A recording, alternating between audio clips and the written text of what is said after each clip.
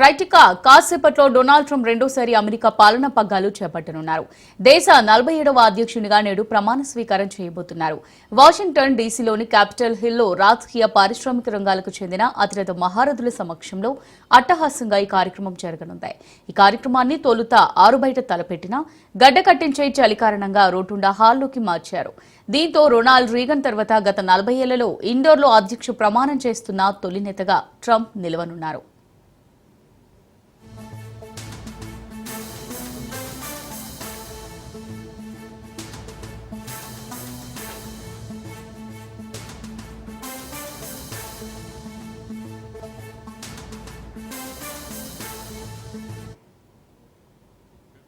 ఆహుతులను కూడా వేల నుంచి 500 లోపుకు దించారు.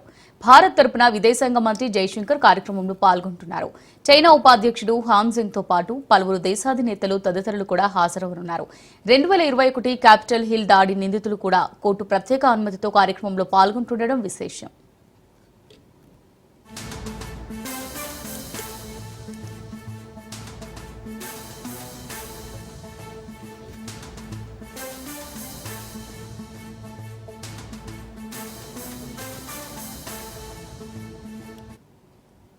రైట్గా కాసేపట్లో డొనాల్డ్ ట్రంప్ రెండోసారి అమెరికా పాలనా పగ్గాలు చేపట్టనున్నారు.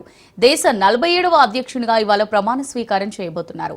వాషింగ్టన్ డీసీలోని క్యాపిటల్ హిల్లో రాజకీయ పారిశ్రామిక రంగాలకు చెందిన అతిరథ మహారథుల సమక్షంలో అట్టహాసంగా కార్యక్రమం జరగనుంది.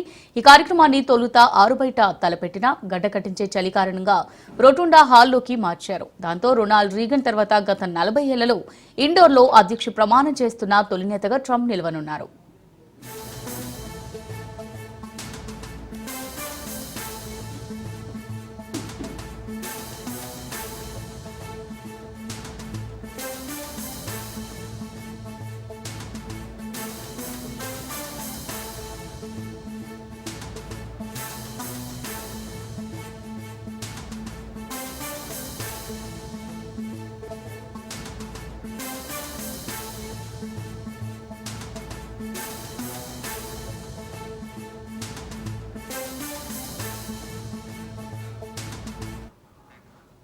ఆహుతులను కూడా వేల నుంచి 500 లోపునకు కుదించారు. భారత్ తరపున విదేశాంగ మంత్రి జైశంకర్ కార్యక్రమంలో పాల్గొంటున్నారు. చైనా ఉపాధ్యక్షుడు హాంజింగ్ తో పాటు పలువురు దేశాధినేతలు తదితరులు కూడా హాజరవనున్నారు. 2021 క్యాపిటల్ హిల్ దాడి నిందితులు కూడా కోర్టు ప్రత్యేక అనుమతితో కార్యక్రమంలో పాల్గొంటుండడం విశేషం.